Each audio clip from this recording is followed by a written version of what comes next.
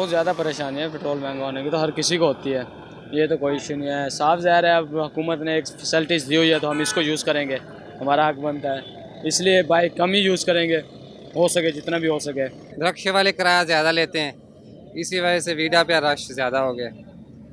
बाज़ औक़ात तो पैर रखने की जगह नहीं होती, इतना रश हो जाता है वीडा पे। एक बस तकरीबन 20 या 25 मिनट के बाद चलती है, लेकिन बसों की तादाद वो है कम से कम एक रूट पर, यानी कि एक रोड पर जाती है 7 या 6 बस होती है बस। जो मसला ज़्यादा ये होता है जो दूर के होते हैं उनके लिए ज़्यादा तंगी होती है, तो बस इसी वजह से कोई बाइक पे आता नहीं है, उसे ये 20 रुपये का फ़ायदा होता है, 20 रुपये जाते हैं और आते हैं।